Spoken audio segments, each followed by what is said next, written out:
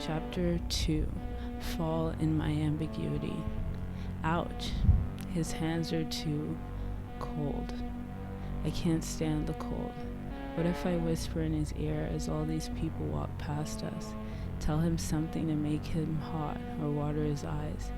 The lamppost is as cold as his hands. I stand between two freezing objects, stealing my warmth. At least the sky was gorgeous, filtering out all average colors, lined with a surreal purple and sparkling blue in an unreal sunset. I smiled. He began to pull me away, and we started to glide on the cement. I hate cement. It bores me. He was still pulling me through the crowd, and his hands were still cold. I looked up and tried to read a sign that I couldn't understand. Nothing here makes sense. I'm missing out. I don't understand the combination of letters or see a word. We walk in. The building was colder than outside, colder than him. A shiver crawled over every crevice of my spine like a slithering snake. I'm so uncomfortable. He still held my hand, and we went down a few stairs. 6, I counted. Do you trust me? He asked me as if I had much of a choice, as if I would respond beyond anything other than yes. I heard music all of a sudden, like my hearing chipped in after hearing his voice. We walked into a dance party. It was so dark. I couldn't see him anymore. I just felt his hand. He held on tighter as if to seep his coldness into me, or perhaps not to lose me. He walked closer to the music, and I could no longer hear my thoughts.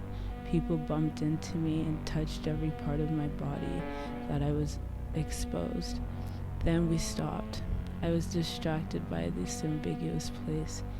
He turned around. His heart matched the beat of the music. He lifted my chin and looked into my eyes. It was interesting that I could make out his face and that his hands didn't make me back away.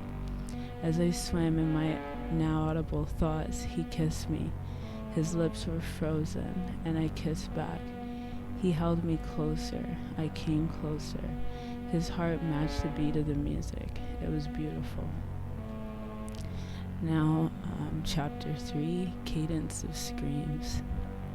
We indulged in this foreign city yet again. I was still trying to create that day in my mind. It was so hard. His hands were warmer today, still cold. We had to leave today, go back to a less ambiguous reality. I felt like I wasn't deteriorating as fast here. I was a little sad to leave. I'm sorry. He took his seat in the plane. Why? He didn't break eye contact with me. I took my seat at his side. I tried to tell him with my eyes. He didn't say anything. I'm tired. I found a nice spot in his shoulder and tried to sleep there. My mind rushed a full hour before I went to sleep. Suddenly I felt a brush across my face with almost death-like fingers. He whispered, "We are here." He touched my thigh and my eyes sprung open. He held my hand and we left. We both had to go home.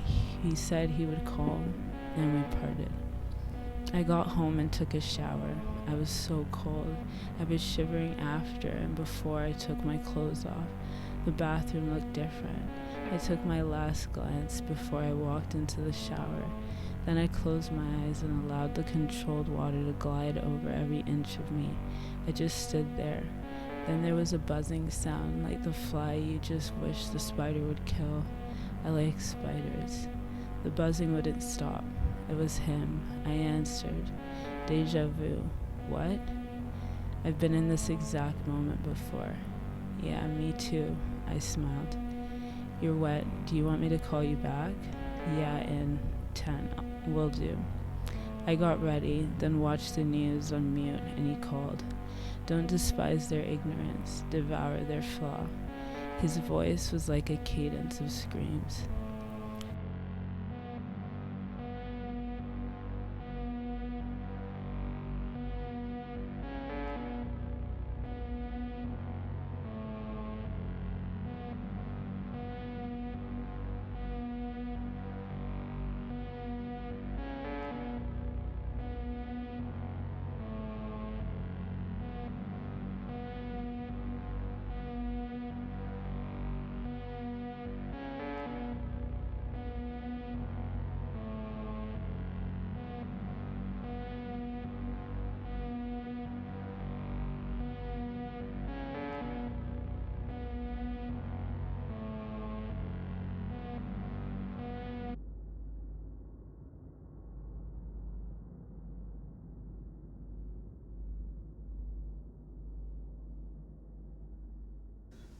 I don't like the boycott slip.